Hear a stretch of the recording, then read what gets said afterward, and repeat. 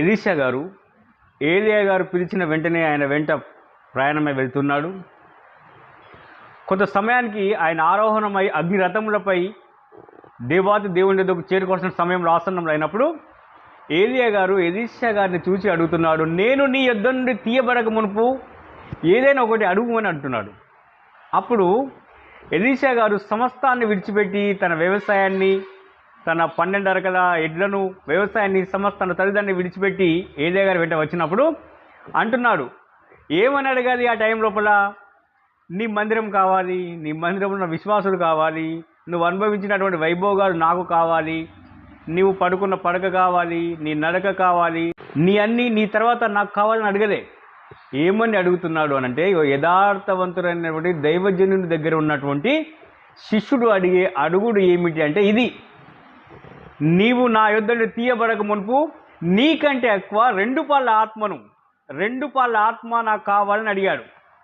చూడండి, 2 పాళ్ళ ఆత్మని అడిగాడు అంటే దేవుని శక్తిని, దేవుని బలంను కోరుకున్నాడు. అప్పుడు ఏలియా గారు అన్నాడు, నువ్వు అడిగింది చాలా కష్టతరంగా ఉన్నది, కానీ ఇదిగో నేను నీ యొద్ద నుండి తీయబడేటువంటి సమయం లోపల నేను నీకు కనబడిన ఎడల ఈ విధంగా జరుగునన్నాడు. So that's all. ఇది చూడండి ఎంత కష్టతరమైన విషయం ఇది.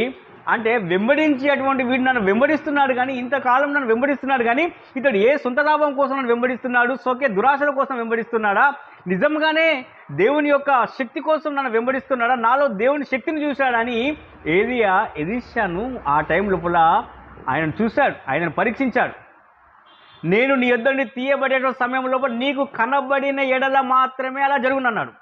మరి కనబడాలి అని అంటే ఎంత బ్రహ్మాండంగా జీవించాలి, ఎంత యథార్థంగా జీవించాలి, ఎంత నీతిపరుడుగా జీవించాలి, యజమానుని ఏమీ ఆశించకుండా ఆయన కష్ట నష్టాల్లో పాలు పంచుకొని నిలిచి ఉండాలి. అలాంటి ఏలియా గారు ఆయన దగ్గర తీయబడినప్పుడు అగ్నిరథములపై తీసుకొని ఆరోహణమయ్యే సమయం లోపల ఎలీషా గారికి కనబడ్డాడు, 2 పాళ్ళ ఆత్మను పొందుకున్నాడు.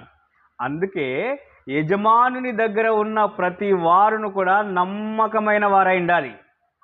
అంతేకాని యజమానికి తెలియకుండా అక్కడికి పోయి చేయడము, ఇక్కడికి పోయి చేయడము, ఆయన గురించి పరిచయ రహస్యాలు బయట చెప్పుకోవడము, ఎదురు తిరగడము, ఇవన్నీ చేస్తే ఇవి ఫలింపుకు సాదృశ్యమైనటువంటి విషయాలు అయితే కానే కావు.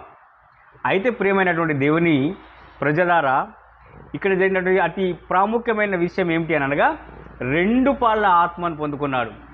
దేవుడే 2 పాళ్ళ ఆత్మని ఇచ్చాడంటే ఇక ప్రతిదీ 2 పాళ్ళు. నమ్మకంగా ఉన్న ప్రతి వానికి 2 పాళ్ళు, ఏదైనా 2 పాళ్ళు. యజమానునికి 1 ఇస్తే శిష్యునికి 2, యజమానికి 2 ఇస్తే శిష్యునికి 4. అంతే. దేవుడు ప్రతి దాంట్లో నమ్మకమైన ప్రతి శిష్యునికి 2 పాళ్ళు అంటే సమస్తం డబల్. అది ఎవడు ఆపినా ఆగేది కాదు, అది యజమానుడు అడ్డుగా ఉండి అద్దన్నా కూడా ఆపేది కాదు. దేవుడే కార్యం చేసినాక దాన్ని ఆపివేయడేవుడు. అలాగునా ఉండాలి బిడ్డ. నీ సొంత లాభం కోసం, నీ సొంత ఆలోచనల కోసం నీవు లోక సంబంధమైన వైభోగాలను కోరుకుంటే 2 పాలు ఎలా ఇస్తాడు? అది యజమానికి నమ్మకంగా, దేవునికి నమ్మకంగా ఆయన ఉద్దేశాన్ని నెరవేర్చే విధంగా నీవు ఉండాలి. అందుకే యజమానుడు తీసుకుపోయేటప్పుడు శిష్యుడు అన్నాడు, నా తండ్రి ఇజ్రాయేలుకు రథము రౌతుడు నీవే అన్నాడు. అదే శిష్యుడు ఎలీషా గారుని కూడా ఏమన్నారు? ఇజ్రాయేలుకు రథమును రౌతుడు నీవే అన్నాడు. అందుకే ప్రియమైనటువంటి దేవుని బిడ్డలారా, ఈ విధంగా జీవించాలి. ఈ విధంగా జీవించడం ప్రతిదీ 2 పాళ్ళు.